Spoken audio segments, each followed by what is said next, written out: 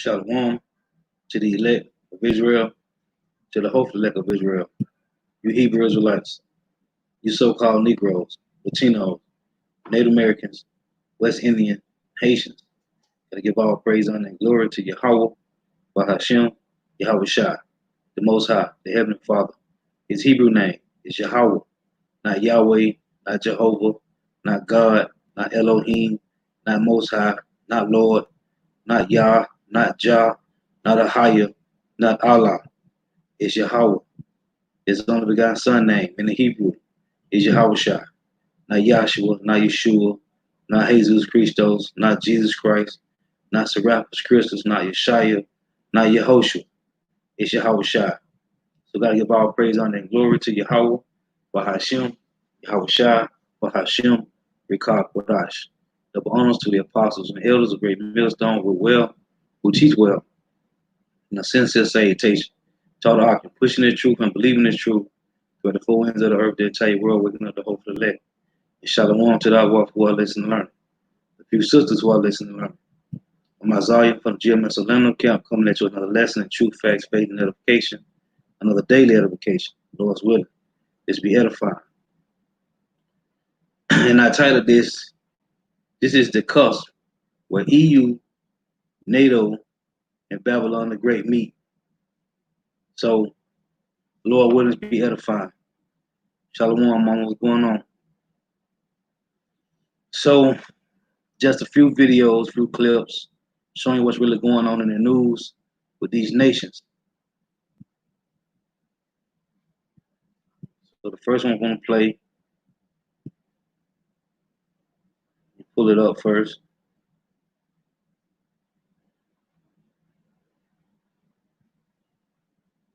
It's titled China versus America. Who is in charge?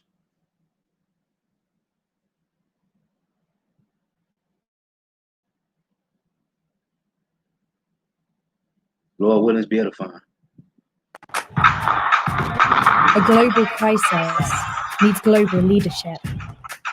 For most of the past 75 years, that leader has been America. No longer. World leaders held an online summit today pledging billions to develop a coronavirus vaccine. Notably absent from the meeting were any officials from the Trump administration. I'm instructing my administration to halt funding of the World Health Organization. America's retreat has left a vacuum at the top. Every time that America steps back, that's an opportunity for China to step forward and present itself as the champion of the world order. Has China spotted an opportunity to steal a march on America and use the soft power of global diplomacy to hasten its rise as the world's top power? And that's what's going on. And here's another clip. Let me come back to me.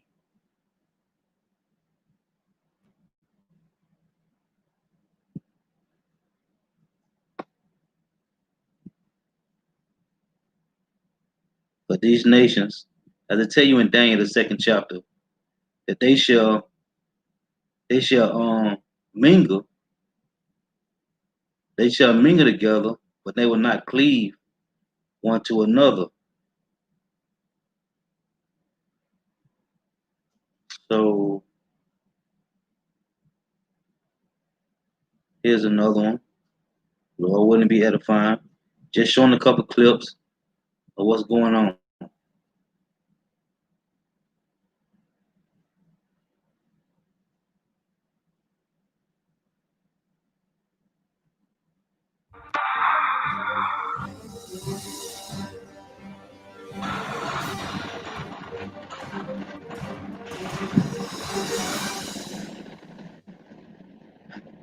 Welcome back, everyone. It's Dina Kalmety here.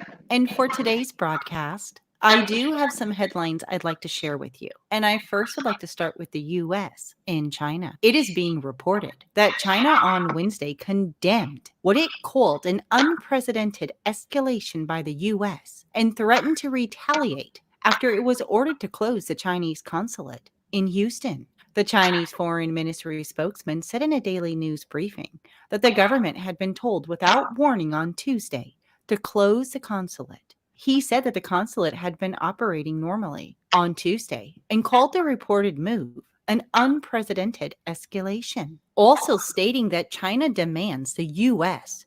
revoke the wrong decision. If the U.S. went ahead, China would take necessary countermeasures. A State Department spokesperson confirmed the directive and said it was issued to protect American intellectual property and Americans' private information. The U.S. State Department spokesperson also stated that the U.S. will not tolerate the PRC's violation of our sovereignty and intimidation of our people, just as we have not tolerated the PRC's unfair trade practices and theft of American jobs. President Trump insists on fairness in U.S.-China relations. It goes on further to report that documents were burned inside the consulate's courtyard on Tuesday evening. A witness told Fox News that you could smell the paper burning, but all the firefighters were just surrounding the building. They couldn't go inside. The KPRC reported that the consulate was closed by a compound where many consulate employees live, citing police sources.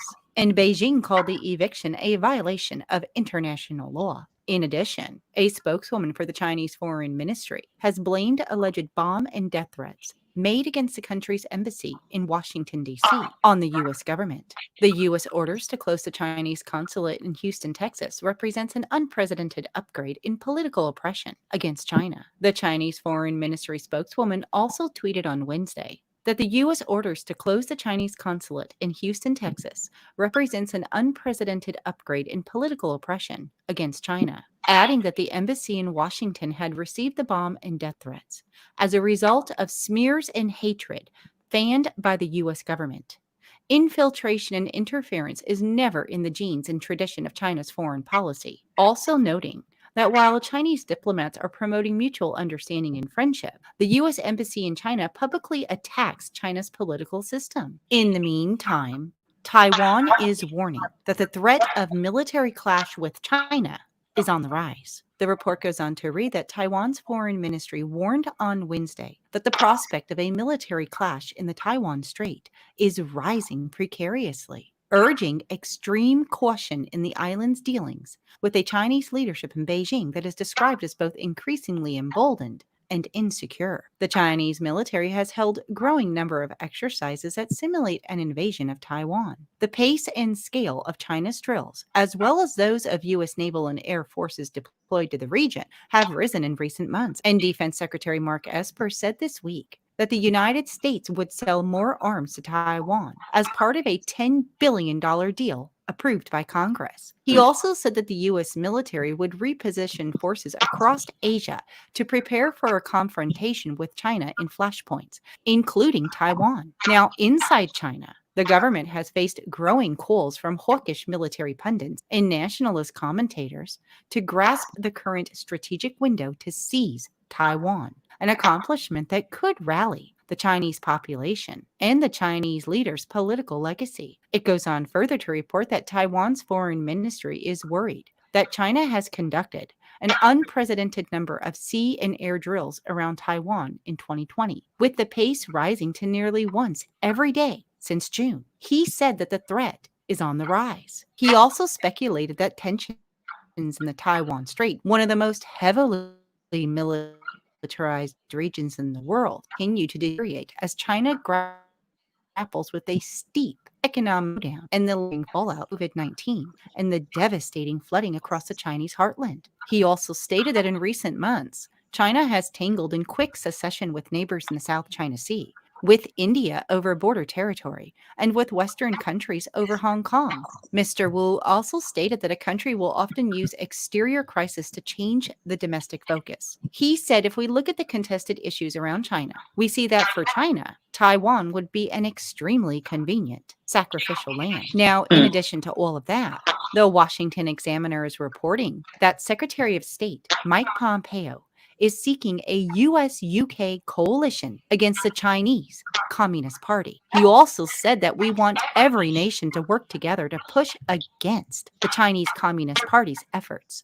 We hope we can build out a coalition that understands this threat and will work collectively to convince the Chinese Communist Party that it's not in their best interest to engage in this kind of behavior. Pompeo traveled to the United Kingdom on the heels of British Prime Minister Boris Johnson's decision to bar Huawei from participating in the development of the UK's fifth generation wireless technology infrastructure. The UK stated that it's really clear that we need to work with our American friends and also with other partners together in the international system to protect our freedoms and interests and stand up for our values. In the meantime, it's not just the US looking for coalitions. In fact, in a bold move, Iran has called on Russia and China to form an alliance of countries hit by US sanctions and end America's era of maximum pressure. All three countries have seen relations with the US disintegrate, fueling fears of a new Cold War. Speaking to a Russian newspaper, Iran's ambassador to the country stated that the US, under President Trump, was trying to weaken all three states to help maintain America's supremacy. He said it's high time we created a club of countries hit by sanctions. Among its members will be many strong powers with developed economies: Russia, China, and Iran. They want Russia to be weak, he said, China to be economically subordinated to them, and Iran to become their colony. That's why we need to cooperate, help each other, and complement each other. If we make joint efforts, we will overcome the U.S. pressure. And speaking of Iran, Iran has renewed their threat to strike a reciprocal blow against America for the killing of Soleimani, according to Iran's supreme leader. So I think right there, we kind of already knew that Iran wasn't going to forget so quickly what happened to Soleimani. But I also want to mention what happened in Damascus just a couple of days ago. And you may already be aware of it, because I did post it on my Facebook page. Apparently, Israel launched airstrikes on Monday against military targets south of Damascus, killing 5 foreign fighters and wounding 4 others. The attack came a week and a half after Iran and Syria signed an agreement that would see Iran upgrade to the Syrian military's air defenses, apparently in response to ongoing Israeli strikes in the country. So it certainly seems that we are racing towards the prophecy of Isaiah 17:1. And as always, I will continue to keep you updated with these reports. Now you see, these things that's going on is all prophecy.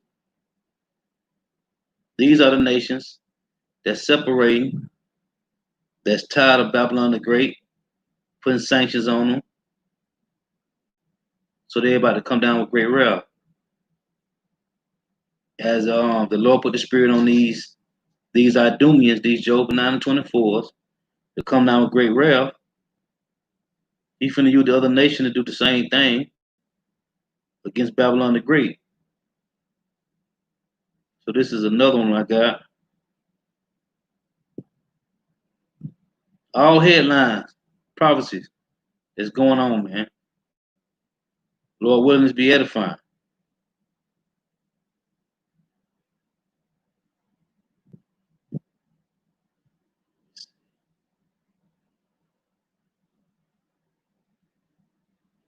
Here in the United States. So here we go. This morning, the New York Times is penning a piece about a leak that describes how China and Iran are signing a 25-year military and economic partnership agreement. The piece, entitled "When China Met Iran," seems to suggest that Washington is kind of freaked out by this, that it has, quote, the United States in a geopolitical storm. So what is this deal between the U.S.'s biggest adversary in the Middle East and the U.S.'s most predominant economic competitor on the entire world stage? Well, it's described as an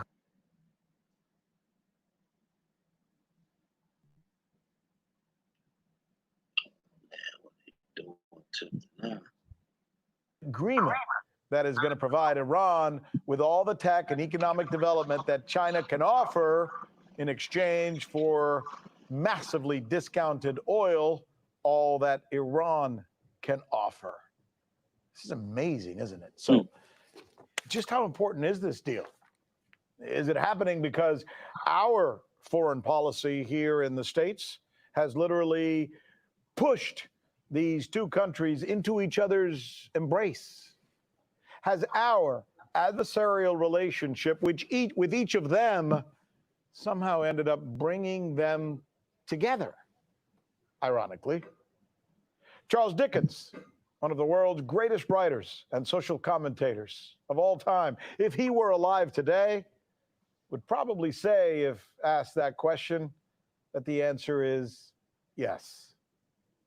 Today, our focus is Iran. We are going to drill down on what's happening there, and we've invited Iran's ambassador to the United Nations to join us here live on the News with Rick Sanchez, where we believe it's time to do news again.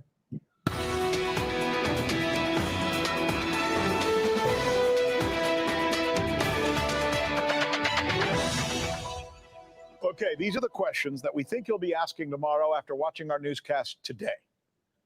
What's Iran up to, both militarily and economically? Are the feds violating the U.S. Constitution in Portland? And will Ghislaine Maxwell's words now come back to haunt her? We've got coverage on all of those stories. We are moments away, though, from speaking with Iran's ambassador to the United Nations right here exclusively. But before we do so, we thought it would be good to set the table regarding Iran and all the news and accusations back and forth from Tehran to Washington. Here now is veteran Middle East correspondent Paula Sleer, who's covered Iran and can bring us up to date on what's going on there now. Paula, fill us in. Well, Rick, over the past 3 weeks, there have been a series of explosions and fires across Iran. They've targeted a number of sites, including a nuclear power facility, a missile facility, a power plant, and a medical clinic. Now, there are a number of Iranian officials who suspect that sabotage is at play, and they've pointed fingers at both the Israelis and the Americans, particularly an attack recently at the Natanz nuclear facility is an attack that many say has the fingerprint of the Israelis all over it. Now, the Israelis are concerned that this attack could take the form of Iran mobilizing its proxy in Lebanon, Hezbollah, and to this end, they have increased, reportedly, the number of airstrikes over Syria in particular in recent weeks, targeting Iranian military infrastructure there. Iranians have come to the aid of the Syrians and also the Iraqis in providing them with increased air defense systems to counter these Israeli airstrikes. There was a recent agreement that now sees 2 anti-aircraft missile defense systems deployed over Syria from Iran. So that will forever change the terms of engagement over the Syrian airspace. It's also allowed for a very formidable bubble of air defense to be created over Iraq. So what you have now is the Iranians joining an increasing number of countries that have air defense capability and air defense missiles deployed beyond their own borders. Paula Sleer reporting to us on the very latest that's going on right now there in Iran. Thank you so much, Paula, for that report. We wanted Paula to try and set the table for what was going on as a bridge to what we're going to do now. Joining us now is Majid Tach Ravanchi. He is the Iranian ambassador to the United Nations, and he's kind enough to spend some time with us talking about what's going on with his country right now. Mr. Ambassador, thank you so much, sir, for joining us. Let's start with this. China. I mentioned that there is a deal in the works between your country and China, which seems extremely significant. I mentioned that part of the reason this is happening, many believe here in the States, is because you are both adversaries, much more so within the last 3.5 years, even than in the past. What can you tell us about this deal with China, sir? Iran, first of all, thank you very much for having me. Iran and China are 2 great nations located in Asia. They have had good relations, traditional, historical relations, which go back to centuries.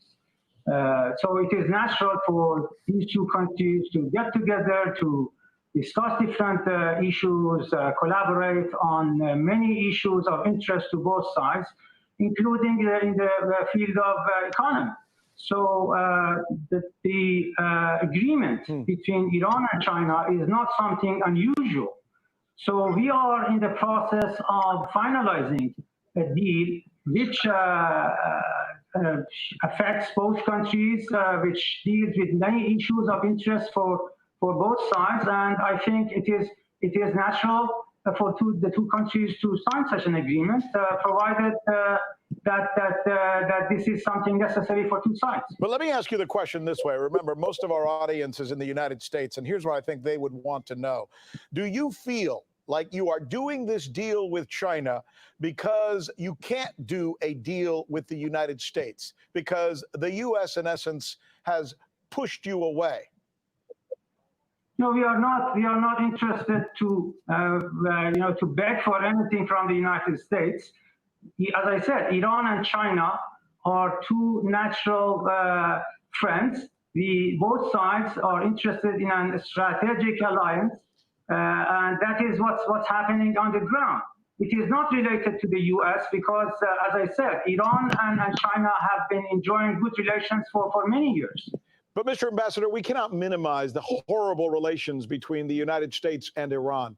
It's as bad as I think it's ever been. How much of this do you think is your fault? What could you have done differently with the Trump administration to make the situation, the relationship, more amenable? Just look at what has been happening in the last couple of years. Iran and a number of countries called P5+1 agreed on something which is called Iran Nuclear Deal, JCPOA. And it was signed by the United States along with other countries and Iran.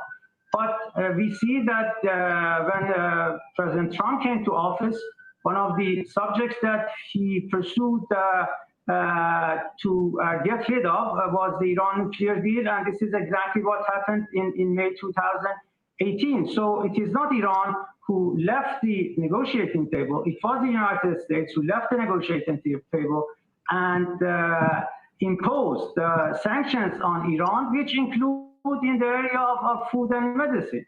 The U.S. claims that food and medicine are exempt from sanctions, but it is not the case. Even today, food and medicine are being target of the U.S. sanctions against the Iranian nation. If indeed Mr. Biden becomes president of the United States, since he was the vice president while Obama was president when that nuclear deal was made, will you seek out the White House's guidance in reestablishing that nuke deal? We have said that as soon as the U.S. gets back to the deal, act like a normal country who observes its international obligations, they can join the other members of the JCPOA, the Iran nuclear deal, and have a normal discussions about the nuclear issue, as it was the case before President Trump decided to leave JCPOA. Let me ask you some tough questions about the accusations that have been hurled against your country. Let's start with the tanker attacks in the Persian Gulf, which the United States and others, including the Brits, say they have evidence that you have done this. What would be your response to that, sir? We have not seen any shred of evidence to be provided to Iran or to anybody else.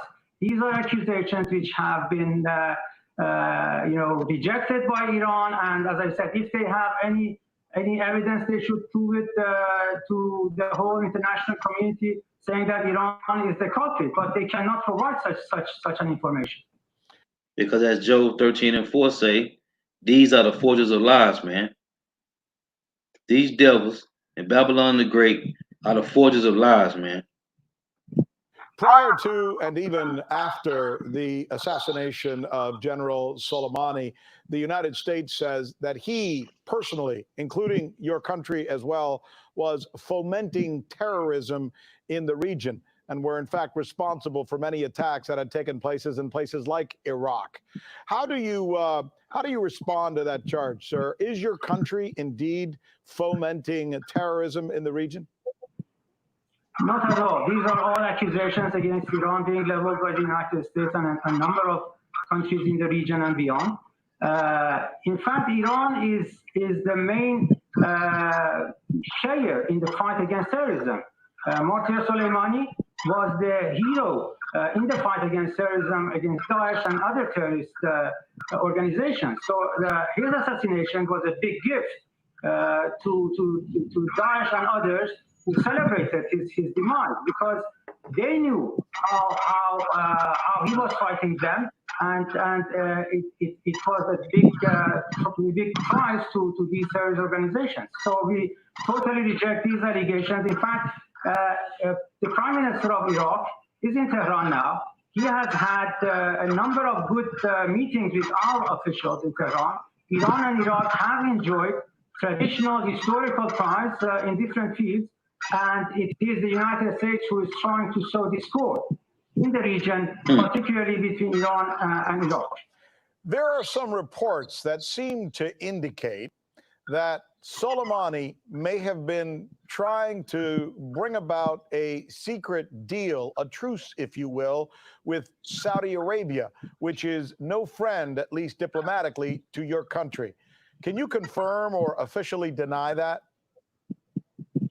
What I can tell you is that we have always sought good relations with our neighbors. In fact, our neighbors are the priority for Iran's foreign policy. Last year, during the United Nations General Assembly, President Rouhani introduced an idea before the world body, and he initiated this Hormuz peace endeavor, which includes an architecture for the region, for the regional countries to get together to discuss different issues of interest, including in the field of economy, culture, and in many areas, and security. So, in fact, Iran is the country who is interested to have best of relations with our neighbors, including with our neighbors in the south.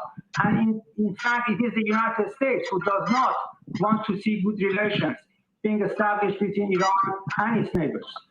I noticed you didn't say anything about Israel. I have to ask you then, while we're down to 30 seconds, do you see any possibility that any time in the future, your country will have a friendly relationship, or to be able to consider Israel an ally?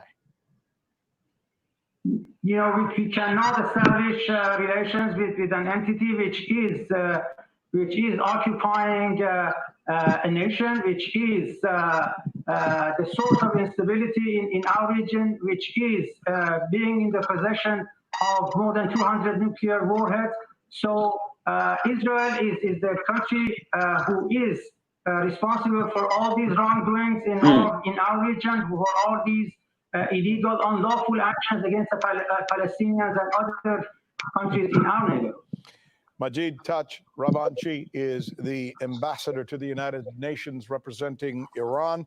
He is also the head negotiator for Iran during the nuclear talks with the United States. And we thank him very much so for taking time to join us here and take us through this. We hope to be able to have another conversation again soon, Mr. Ambassador. And that's what he was saying about Israel, because they've been bombing. They bombing Damascus right now, man. It's a whole thing going on. They shooting back and forth missiles. That's why I tell you in Jeremiah that the least of the flock should draw them out, which is Israel is going to draw North America out to go to war, man. So let me drop that. And I have another one. This thing is getting serious, man. While Jake's sitting around here crying about justice and peace to the enemy, war's about to break out, man.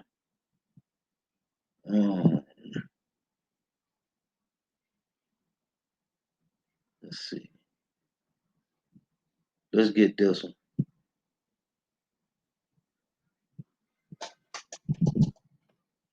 Let me play this one.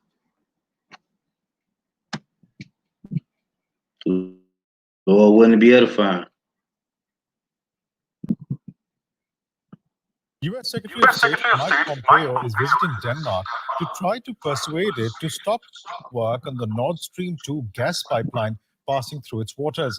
Denmark has just given the go-ahead for the work, but Pompeo hopes to get the Danes to change their minds. The U.S. believes the pipeline will make Germany too dependent on Russian gas. Now, last week, Pompeo warned companies involved in the project they will be subject to US penalties if they didn't halt their work. Work on the Baltic Sea gas pipeline Nord Stream 2 is still moving forward, albeit slowly. The US has threatened sanctions for companies participating in the project. So right now, there's just one Russian ship laying the pipes for the remaining 160 kilometers. The pipeline runs parallel to the Nord Stream 1 pipeline from Russia to Germany, 1,200 kilometers across the Baltic. Once complete, it will allow Russia to supply double the current volume of gas. The United States says Germany is making itself dependent on Russia. Earlier this month, US Secretary of State Mike Pompeo warned against continuing to build the pipeline. This action puts investments or other activities that are related to these Russian energy export pipelines at risk of US sanctions. It's a clear warning to companies aiding and abetting Russia's malign influence projects will not be tolerated. Get out now or risk the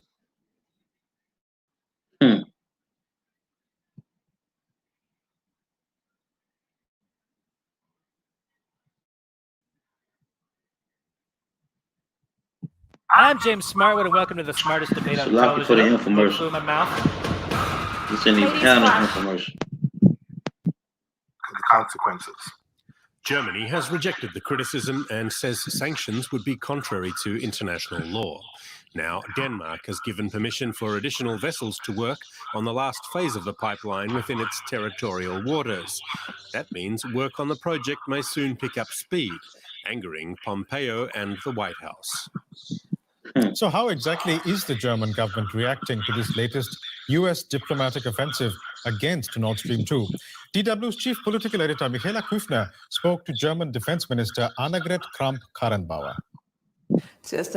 Nord Stream is a project that is also being debated among EU but also NATO member states. There is concern that Germany could become too dependent on Russian gas, a concern we were able to diffuse. But it's also about the concerns and the legitimate interests of Ukraine and Poland, which have to be negotiated into the contracts. And when it comes to the US threat of sanctions, we in the German government have the clear position that these are not in accordance with international law. And Michaela Küffner, who conducted that interview, joins us now from our politics studio. Michaela, Annegret Kramp-Karrenbauer isn't just Germany's defense minister, she's also the chair of Chancellor Angela Merkel's CDU party and, of course, a close ally of the Chancellor. What else did she have to say about the Nord Stream pipeline controversy? See, these devils, man, when you read Psalms 94 and 20, they tell you that they frame mystery by law, man. These devils create these laws. They got the nations following their laws, statutes, and commandments. They're what they call democracy, legislation, their policies, their philosophy, right? Their draconian laws. These devils, what is it, Isaiah 10 and 1? Woe to him that decree unrighteous decrees and that right grievousness which they have prescribed. These devils frame mystery by law, man.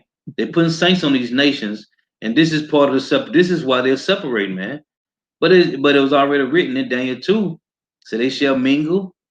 It said they shall mingle with the seeds of men, but they should not cleave one to another. See, the world, Babylon the Great, has the rest of the world pissed off, man, and they are ready to separate by any means. Well, you can sense that there is a high level of concern over what the United States may do next.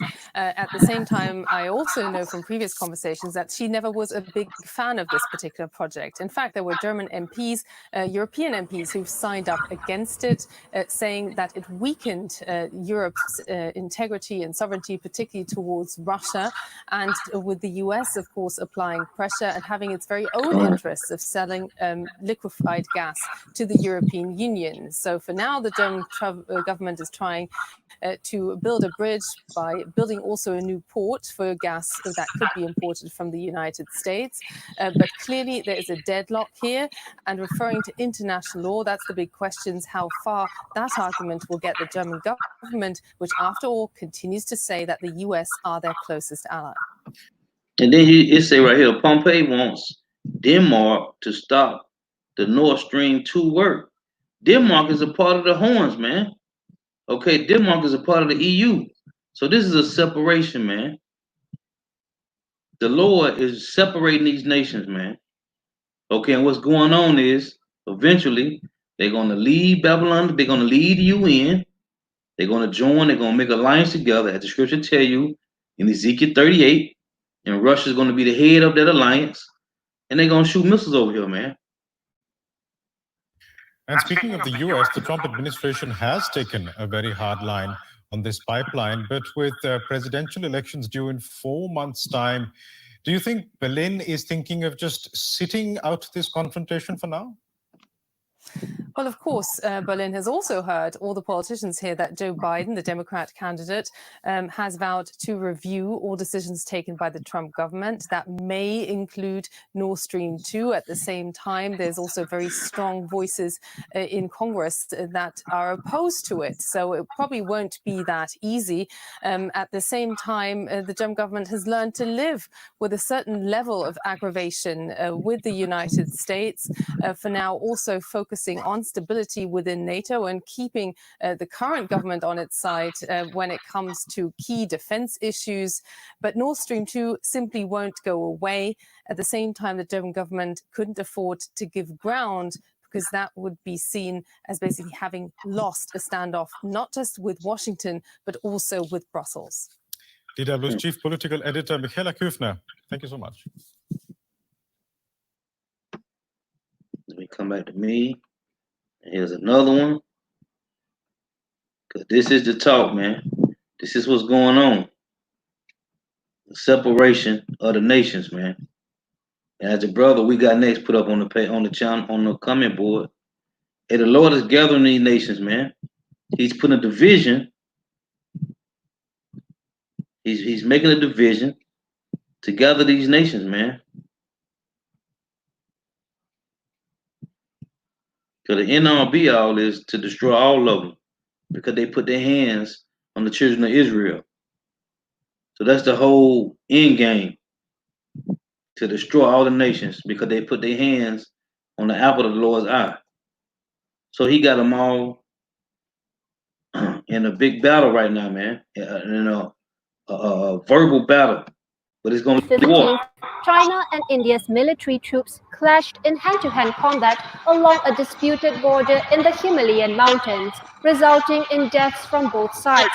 This was the deadliest confrontation between India and China along that border in 45 years, marking a dangerous escalation between the two nuclear powers.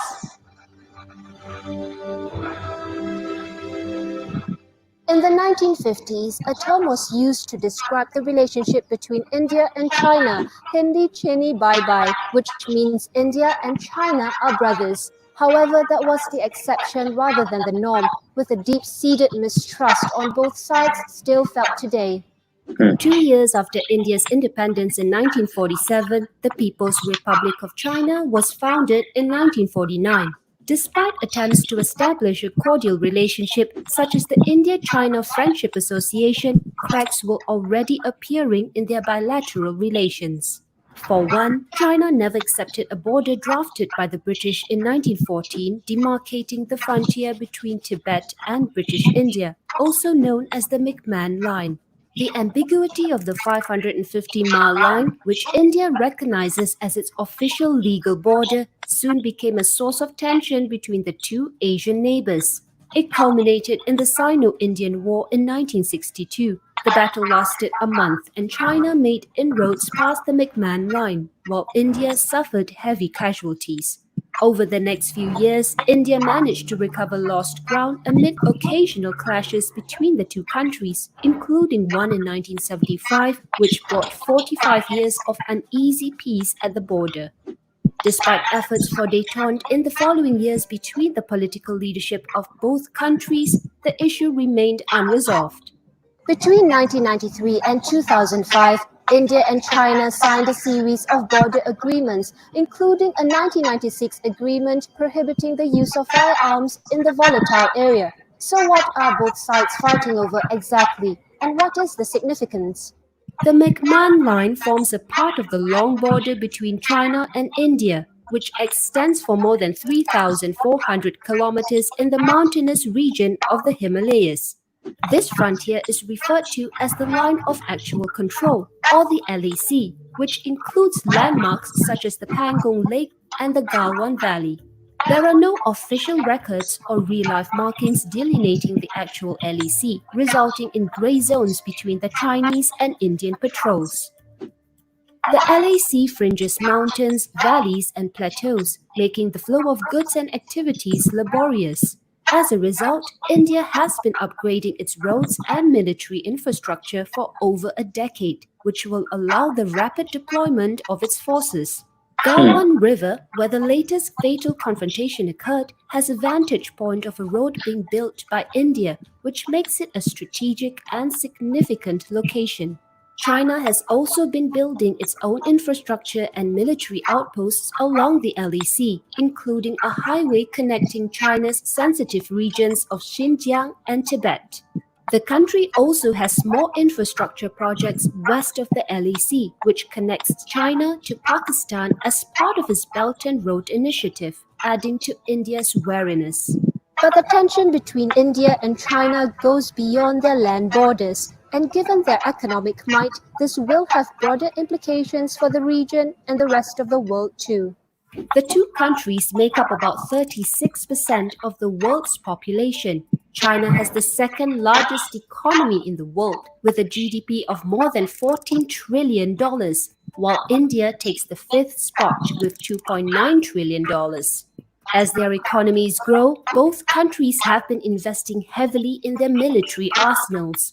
In 2020, China allocated more than $178 billion for defense, although many analysts think that the actual figure is much higher. You see what's going on, man? The Lord is gathering these nations to fight war, man. Everybody is spending their money on their military, man. This is Revelation 9 and 12. It reads, one woe is past, and behold, there'll come two more woes. Salaki, there'll come two woes more hereafter. So it say one woe is past, and behold, there'll come two woes more after. World War I was past, and here come two more woes. It's Revelation 11 and 14. The second woe is past, World War II is past, and behold, the third woe cometh quickly. The third woe is World War III, and it's coming quickly. The Lord is gathering these nations. As a matter of fact, this is Joel chapter 3 and verse 9. It reads, proclaim ye this among the Gentiles, prepare war, wake up the mighty men, let all the men of war draw near, let them come up.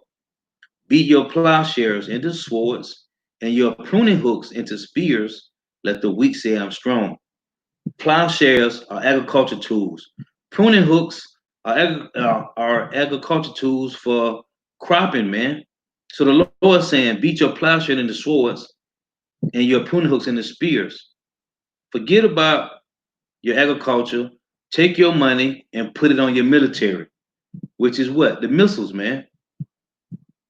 It say, let the weak say I'm strong. Assemble yourselves and come, all ye heathen, and gather yourselves together round about thither, cause thy mighty ones to come down, O Yahweh. Let the heathen be wakened and come up to the valley of Yahweh Shaphat, which is the valley of decision, for there I will sit to judge all the heathen round about.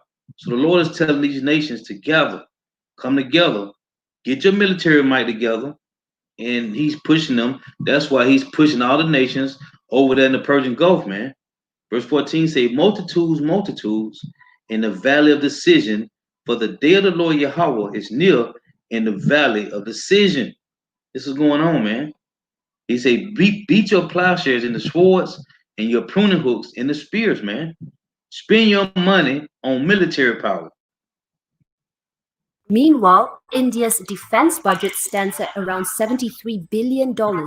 The Stockholm International Peace Research estimates that China has 320 nuclear warheads, See? while India has 150. See? It's Even about before the military war, latest man. clash, geopolitical tensions between the two juggernauts have been on the rise of late.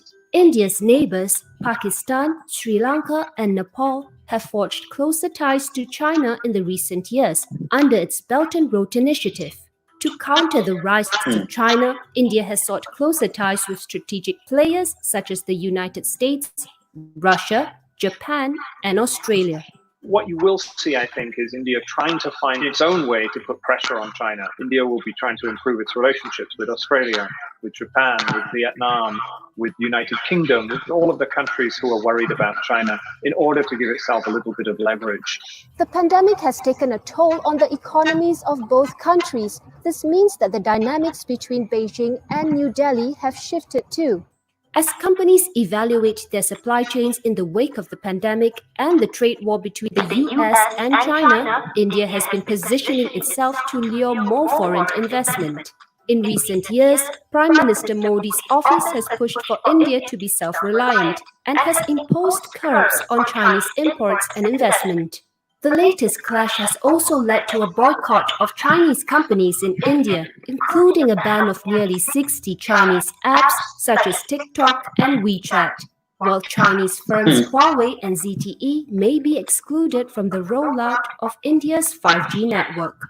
Indian startups, which have been courting Chinese funding in recent years, are also finding themselves in a quandary. Indian food delivery unicorn Zomato raised $150 million from China's Alibaba Group in January 2020, while its competitor Swiggy is backed by Tencent and Meituan Dianping. You're talking about a world in which China is going to have curtailed economic relations with the world's leading superpower, the United States, and the world's most important emerging market, that is India. So I think you're going to have a very different economic picture as the US-India relationship coheres around this problem. And every corporate officer and institutional investor needs to be prepared for a world in which you have a confrontation against China by two of the most important democracies in the world. And as the scripture say in Job 18, right? He shall be terror shall make him afraid on every side, man. See, these devils is terrified, man. And in this video right here say why global military spending is on the rise. Why is global military spending on the rise? Because the Lord got these devils beating their plowshares and the swords and their pruning hooks and the spears, man. It's time to go to war, man. They don't understand what's going on. But the Lord is making these nations build up their military arsenal, man. As I tell you in Jeremiah 15:23, the Lord have opened his armory. As a matter of fact, I'm going to read it. Let me get this.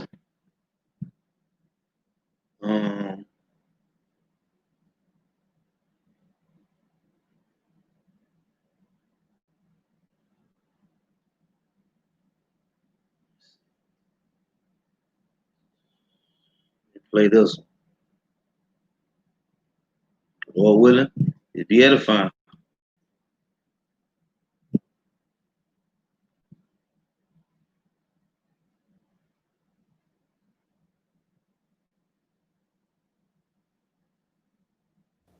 Are you over 25? Have a clean driving record? What the hell do you have? No DUIs? You can drop your auto insurance. Morning, China is snubbing the United States' plans to hold nuclear disarmament talks with them and Russia. China seems to be suggesting that the United States is not serious about disarmament. In fact, it is saying that it would be, quote, China's word here, happy to attend a meeting if and when the United States reduces its arsenal to match China's. We checked the numbers. Presently, China has about 320 nuclear warheads.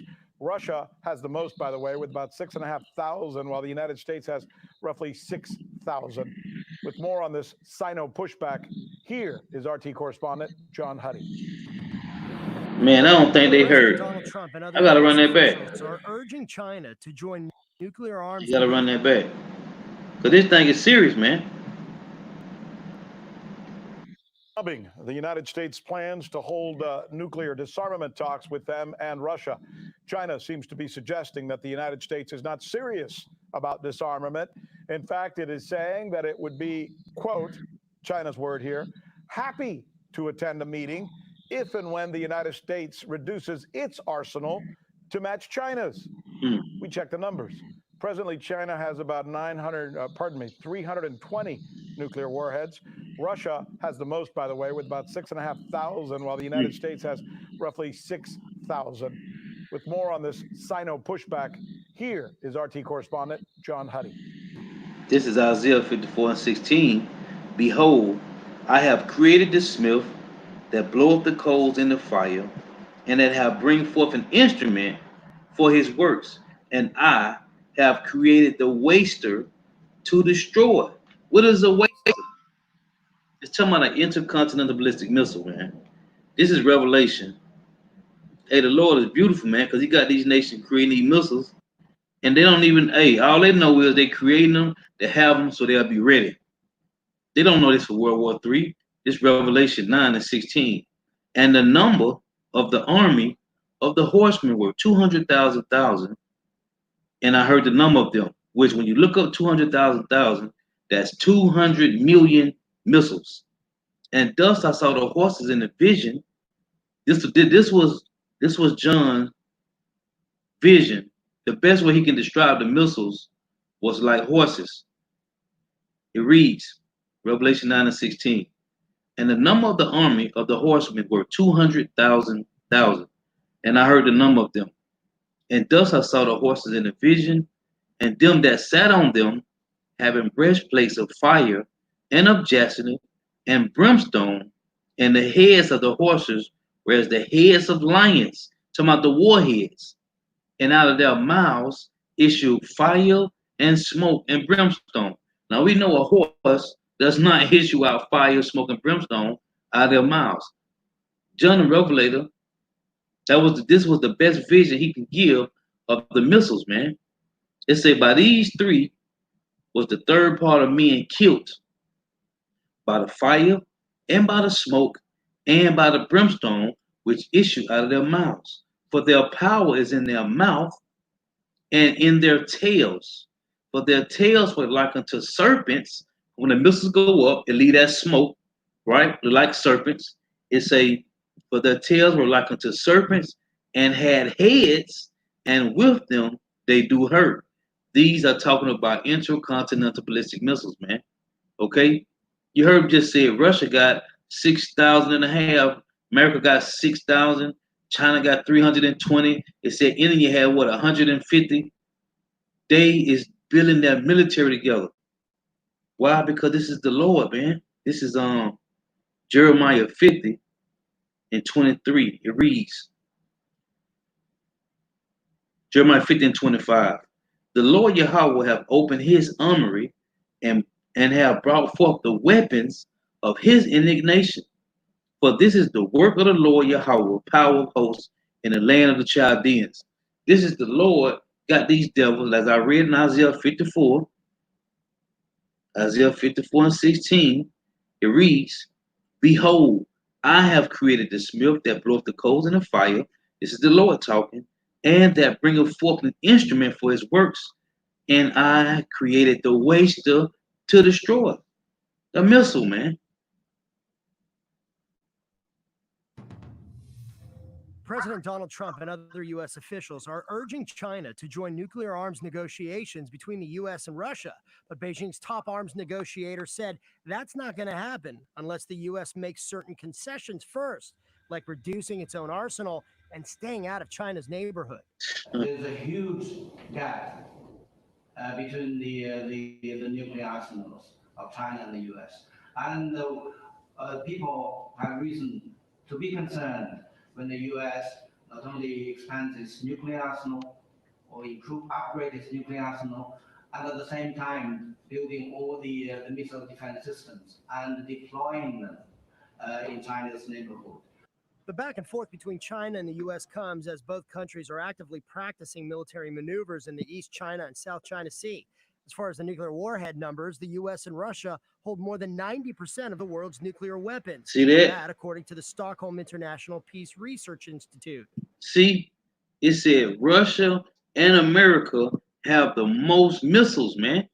As scripture tell you in Ezekiel 38, Russia and all the other allies that joined North America through the UN, those allies of America are going to join Russia and they're going to shoot the missiles over here, man. This is beautiful, man. Prophecy is being fulfilled, man. Russia has 6,375 nuclear warheads, including those that are not deployed, and the United States has 5,800.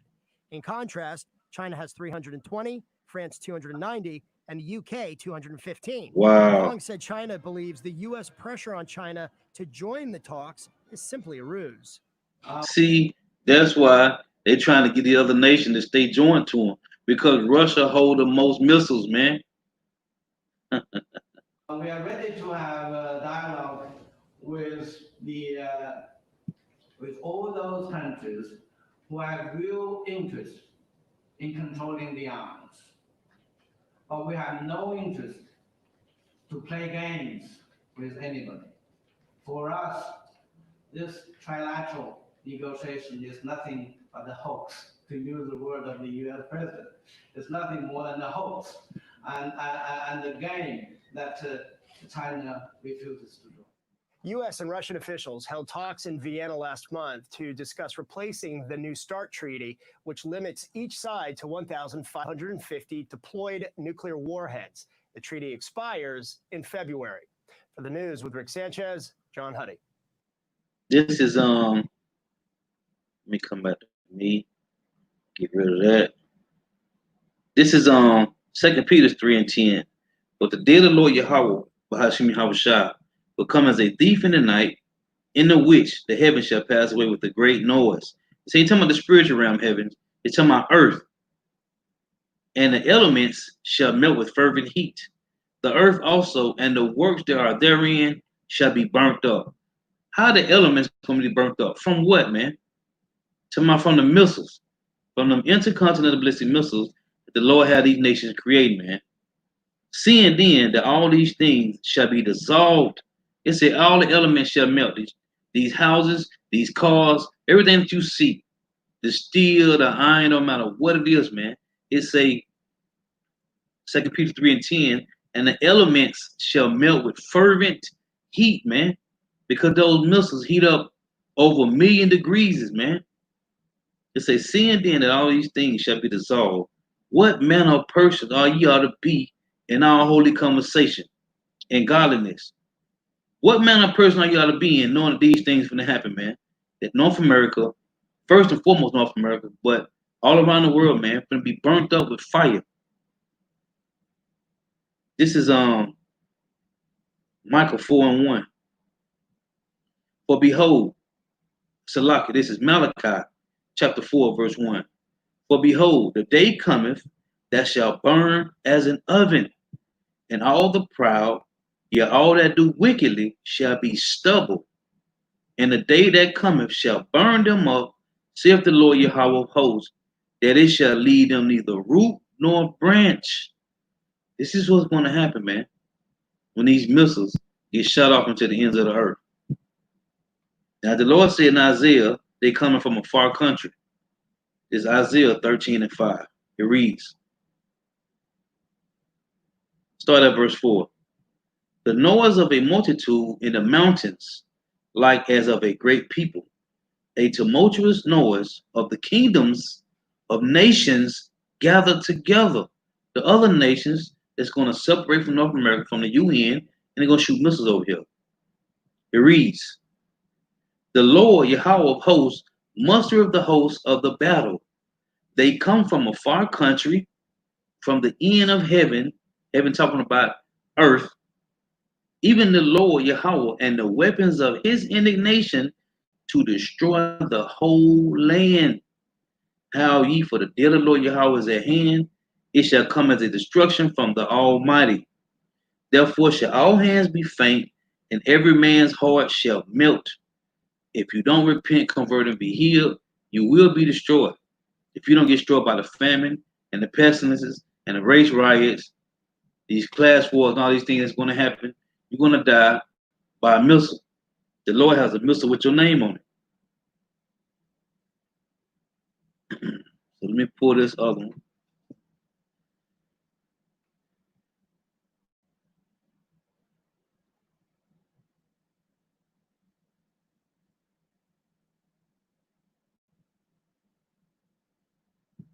And they was talking about this earlier too, with Israel bombing Syria, man. That's why I tell you in Jeremiah 15:45 that the least of the flock shall draw them out. 现在是叙利亚当地时间晚上10点左右。大家可以看到，现在在叙利亚首都大马士革的上空呢，有很多的这个亮点儿。那这个亮点呢，都是叙利亚的防空系统正在拦截入侵叙利亚领空，尤其是大马士革上空的这个导弹。我不知道大家现在能不能听到，我现在是可以听到非常清楚的、非常巨大的这种爆炸的声音。发生在叙利亚境内的大部分的这个导弹的空袭都是来自于以色列。大家可以看到，现在离我很近的这个导弹。Wow. Look at that.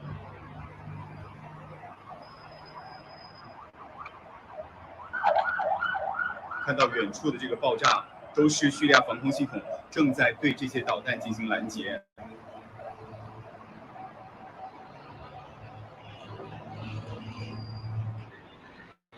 大家可以看到，现在空袭仍然在持续，仍然没有停止，不时的有导弹被击落，然后爆炸发出火光。然后近焦距给大家看一下，大家看到，现在的空袭仍然在继续。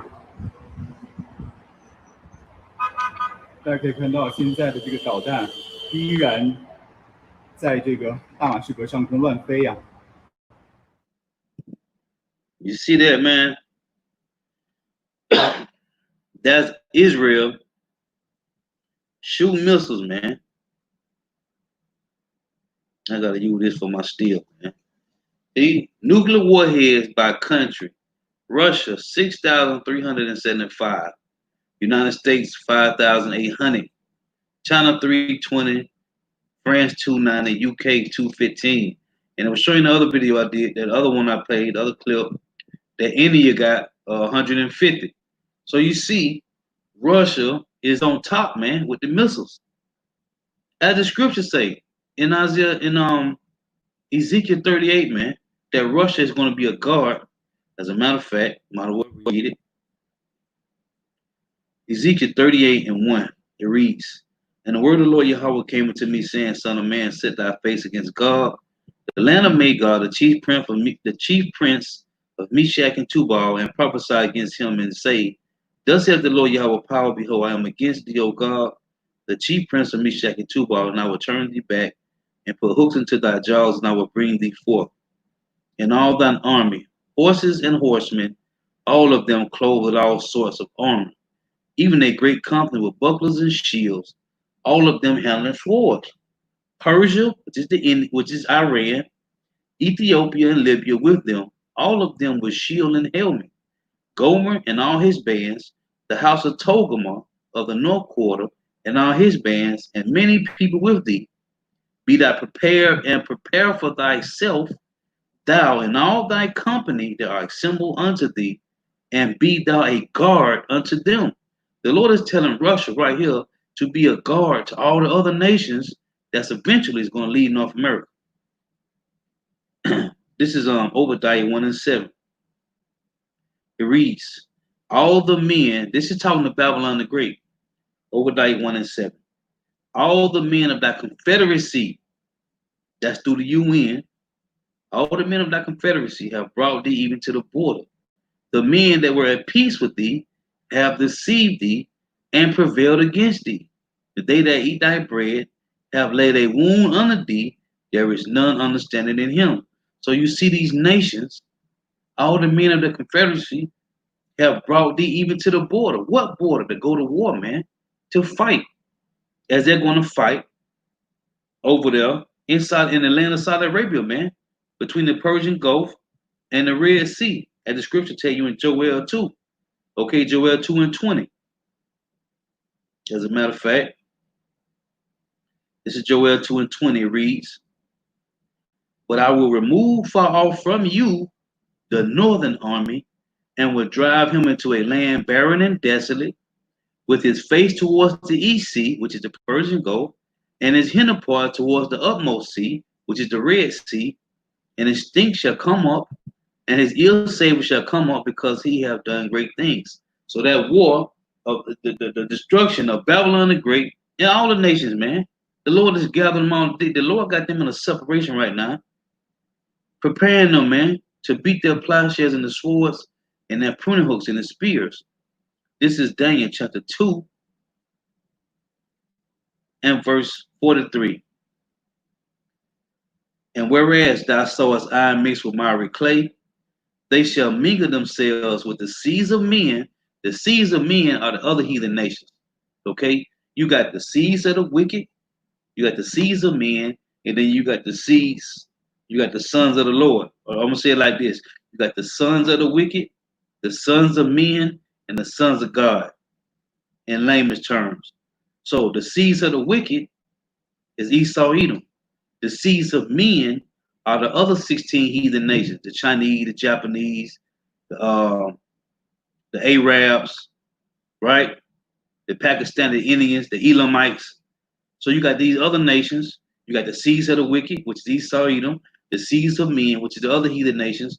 Then you got the seeds of the Lord, the Israelites, the Hebrew Israelites. So it's I'm gonna start at verse Daniel 2 and 42. And as the toes of the feet were part of iron and part of clay, so the kingdom shall be partly strong and partly broken. And whereas thou sawest the iron mixed with miry clay, they shall mingle themselves with the seeds of men, talking about the seeds of the wicked. They shall mingle themselves with the seeds of men, but they shall not cleave one to another, even as iron is not mixed with miry clay. Now, we know the scriptures say the Russians, the Russians are Job 9 and 24. They are doomies as well. But these are the ones the Lord's going to use to take down these Job 9 and 24s here in Babylon the Great. So I want to go back and play one more. Let me get rid of that. Get rid of that. I want to play one more. Let's see. Let me come back to me.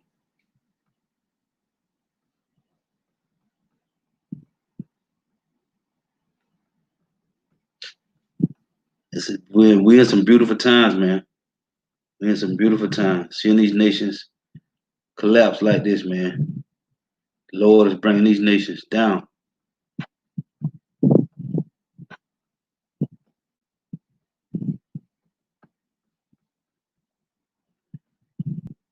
So yeah, let's hit this again. We got infomercials in it, so bear with me.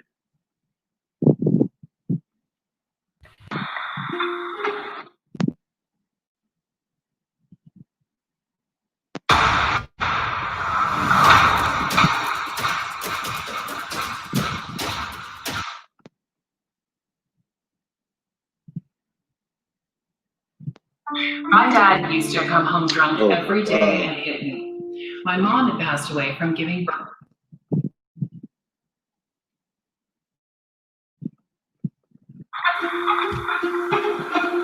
There's one thing we must learn. It's one world. It's a world in which we must all get along. And it's my opinion that this great republic ought to lead the way. As the Second World War drew to an end, plans were put in place to keep the peace. The United Nations and other newly created institutions would form the backbone of a rules-based world order. And America was the chief architect and leader. The United Nations have been working for 8 weeks to produce a charter on which the future of world peace will depend. Since its creation in 1945, the membership of the UN has grown from 51 countries to 193. Its activities and those of its specialized agencies span almost every aspect of life.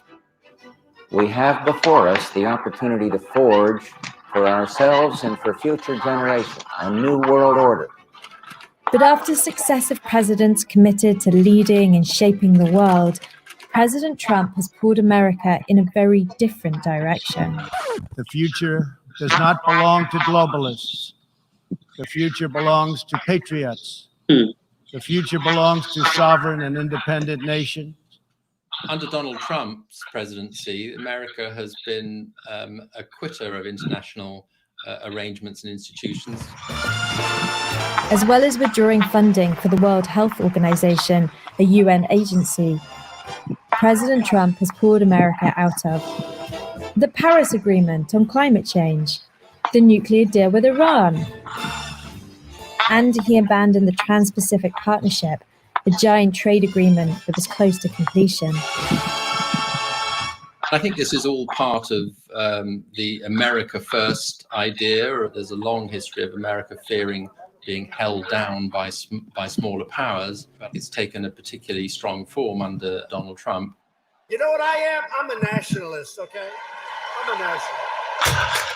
America is so central to an order that has really stood the world in good stead for 75 years.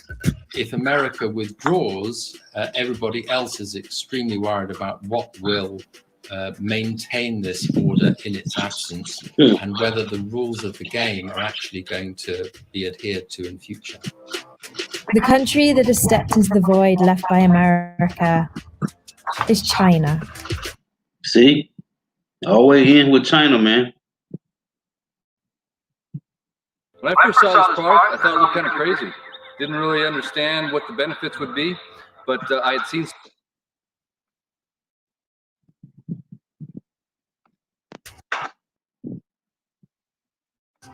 China is becoming more and more powerful on the economic front, technologically, and increasingly geopolitically as well.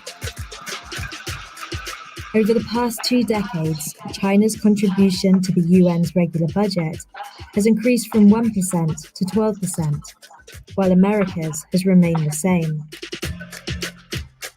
China has been methodically increasing its influence in existing institutions, not least the UN. Chinese nationals now head 4 of the UN's 15 specialized agencies. Americans lead just 1.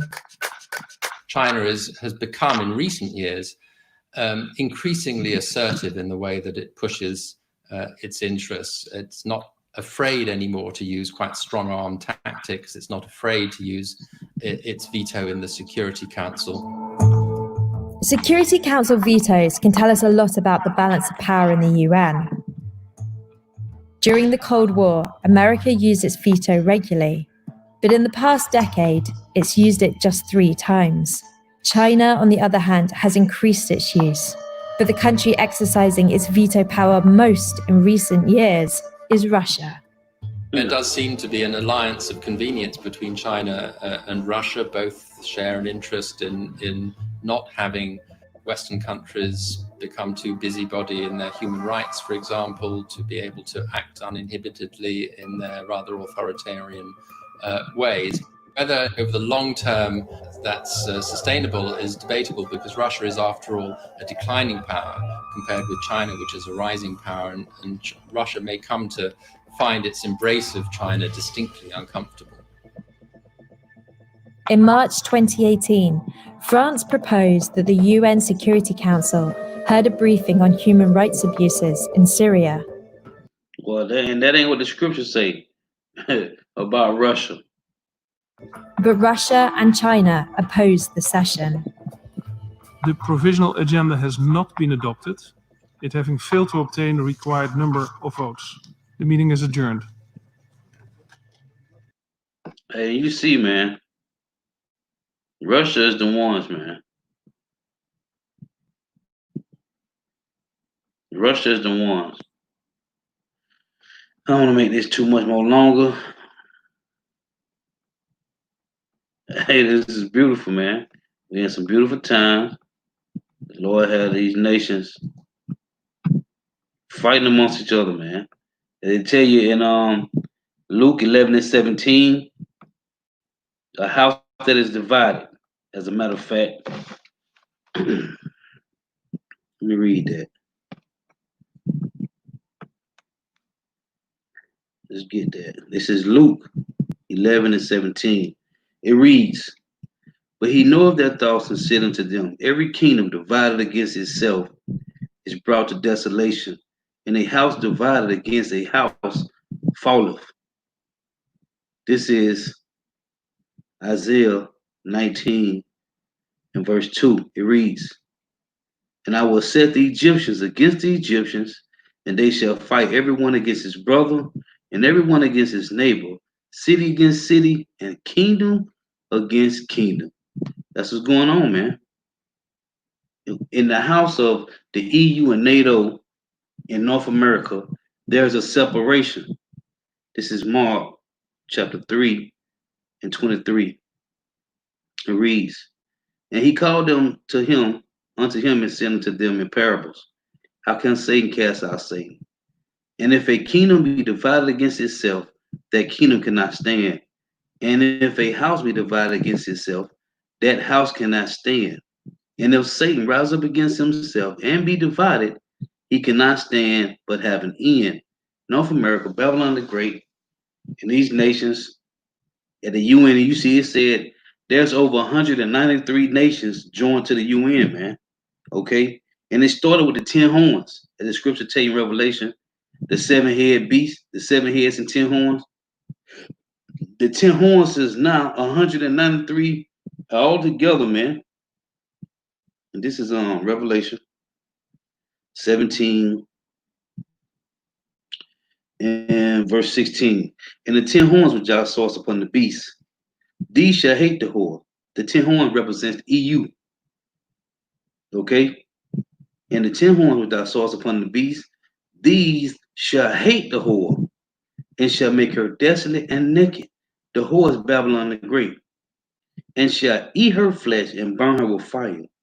For power have put in their hearts to fulfill his will, and to agree and give their kingdom unto the beast." That's what's going on. That's why North America sits on all the nations. North America is the head of the nations, because it said what? "And give their kingdom unto the beast, until the words of power shall be fulfilled." Okay? "And the woman which thou sawest is that great city which reigneth over the kings of the earth." What's that great city? North America, man. Babylon the Great. That reigneth over the kings of the earth, man.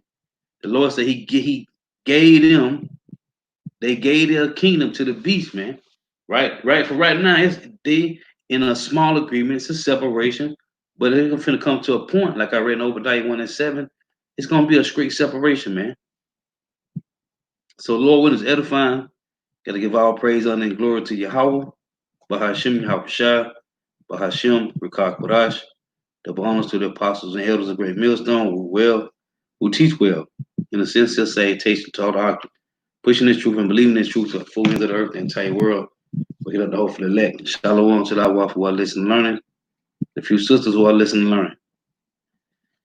Lord willing, edifying till next time I say shalom.